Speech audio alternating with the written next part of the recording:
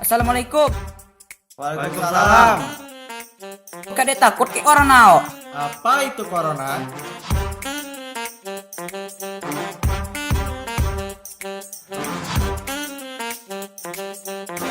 Assalamualaikum. Kade takut ke orang nao. Ya.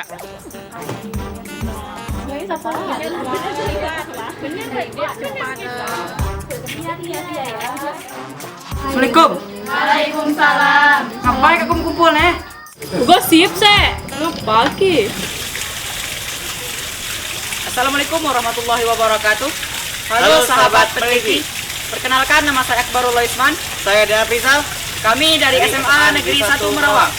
Sahabat peneliti, pada video awal menampilkan bahwa masih banyak remaja di Bangka Belitung khususnya yang masih mengabaikan protokol kesehatan dan tidak waspada terhadap pandemi COVID-19.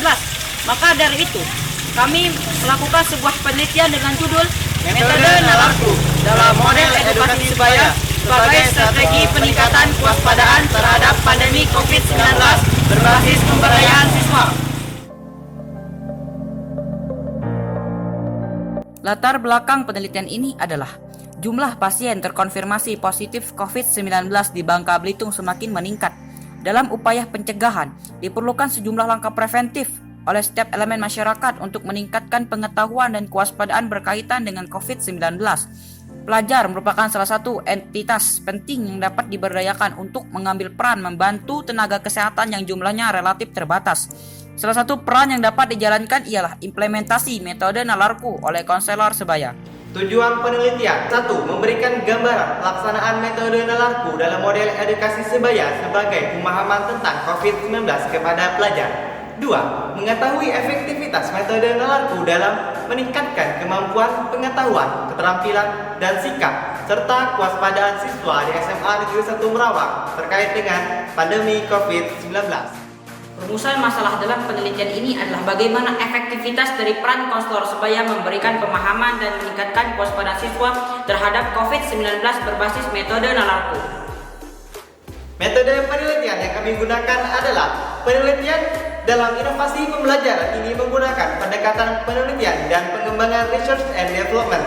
Instrumen penelitian digunakan berupa angket yang terdiri dari pertanyaan yang mengukur pengetahuan, keterampilan, sikap terkait dengan pandemi COVID-19. Ya, jadi teman-teman semua, COVID-19 ini adalah sebuah virus yang awalnya berawal dari kota Wuhan. Faktor dan gejala COVID-19. Yang pertama ada demam, batuk pilek, gangguan pernapasan, sakit tenggorokan, dan letih. Jadi dalam materi kali ini, ada mungkin teman-teman ingin bertanya mengenai materi pada kali ini. Dampak apa saja yang terjadi jika seseorang terkena virus COVID-19 ini?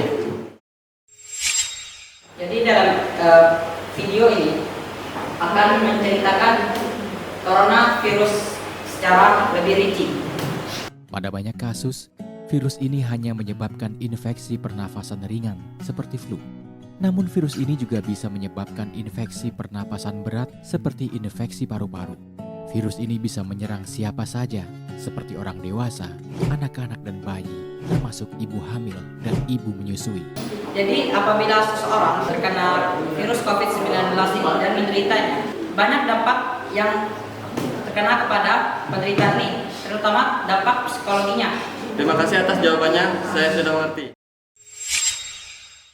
Jadi untuk mencegah dan menjauhi kita dari penyakit COVID-19 ini, banyak cara untuk mencegahnya.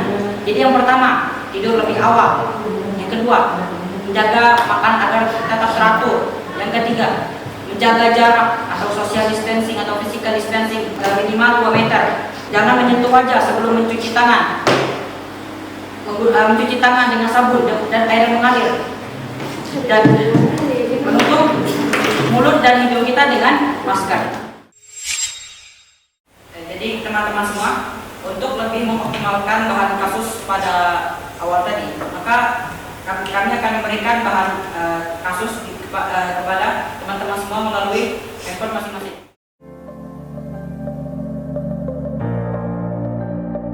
berkenaan dengan apakah penting peran dan pengaruh konselor sebaya sebelum diterapkan metode nalarku.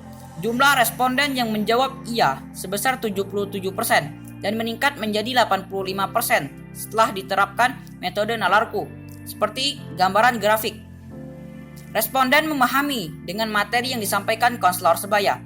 Pada item pertanyaan ini, bahwa jumlah responden yang menjawab iya mengalami peningkatan yang cukup berarti, yakni 12% yang semula 70% menjadi 82%. Kesimpulan dari penelitian ini adalah 1. Metode nalarku dapat diaplikasikan oleh konselor sebaya untuk memberikan pemahaman dan meningkatkan kewaspadaan terhadap pandemi COVID-19 kepada teman sebayanya. 2. Konselor sebaya dinilai efektif memberikan pemahaman kepada teman sebayanya mengenai pandemi COVID-19 berbasis metode nalarku. 3. Praktikabilitas seorang konselor sebaya dinilai memiliki peranan yang dapat menggantikan tenaga kesehatan mental profesional untuk memberikan sosialisasi kepada teman sebayanya. 4. Validitas konselor sebaya untuk menyampaikan dan meningkatkan kewaspadaan terkait pandemi COVID-19 dapat dikatakan telah valid dan telah diukur dalam penilaian ini dengan berbasis penggunaan metode nalarku. Pergi ke warung membeli bakmi. Membeli bakmi dengan selasi. Sekian video presentasi dari kami. Kami ucapkan terima kasih. Kopsi 2020 Meneliti itu seru. Ayo berprestasi dari rumah. Sampai jumpa. Jaga jarakmu, hindari